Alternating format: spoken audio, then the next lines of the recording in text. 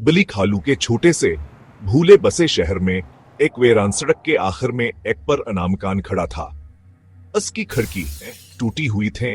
इस कार नंगमर हजल्लत की तरह उतर रहा था और उसकी छत बरसों के बोझतले झकी हुई थी। कोई भी अंदर जाने की हिम्मत नहीं करता था, सवाए मेरे अंजीली एक जस्टिस से भरे नौजवान लड़की जो भूतों की कहानियों का मजाक उड़ाती थी। Break time point. एक तूफानी रात मेरे दोस्तों और मैंने एक दूसरे को इस घर के अंदर 1 घंटा गुजारने का चैलेंज दिया।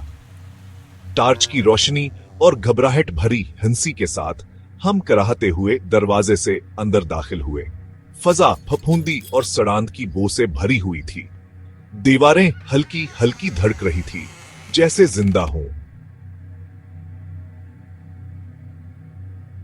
ये जगह तो बस खौफनाक है, एक दोस्त बोला। इसकी आवाज कांप रही थी। चलो जल्दी से ये काम खत्म करते हैं। हम घर देखने के लिए अलग हो गए। मैं एक मुधम रोशनी वाले राहदारी में घूमती रही। मेरी टार्च की रोशनी झपक रही थी। जैसे जैसे मैं चलती गई, मैंने हल्की हल्की सरगोशियां सुने। आवाजें इतनी हल्की थीं कि ऐसा लगता था जैसे वो दीवारों से आ रही हों। मैंने अपना कान ठंडी नम दीवार से लगाया। सरगोशियां तेज होती गईं, ज्यादा जरूरी। यहां से चले जाओ, इससे पहले कि बहुत देर हो जाए। मैं पीछे हट गई। मेरा दिल तेजी से धड़क रहा था। मैंने अपने दोस्तों को आवाज दी, लेकिन किसी ने जवाब नहीं दिया। सरगोशियां शूर में बदल गईं, पूरे घर में गूंज रही थी। दीवारें पर साए नाच रहे थे, बदनमा शक्लों में मर रहे थे। मैं भागी, लेकिन राहदारी लामतनाही तौर पर फैली हुई थी। दीवारें बंद हो रही थी। मेरी टार्च की लाइट खत्म हो गई। मुझे अंधेरे में डबो दिया। सरगोशियां चीखों में बदल गई और दीवारों से खून बहना शुरू हो गया। गाढ़ा काला मादा फर्श पर पक रहा था। मैं लड़खड़ा गई। मेरे हाथ इस मादा से चपचपे हो गए।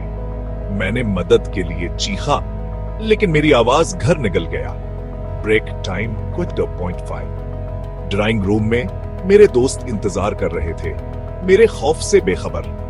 उन्होंने अपनी घड़ियां देखे। 1 घंटा हो गया।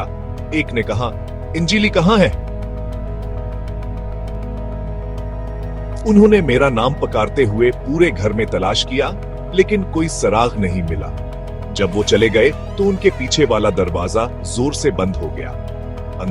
अंदर दीवारों से खून बहना बंद हो गया। सरगोशियां मुधम हो गए और घर एक बार फिर खामोश हो गया।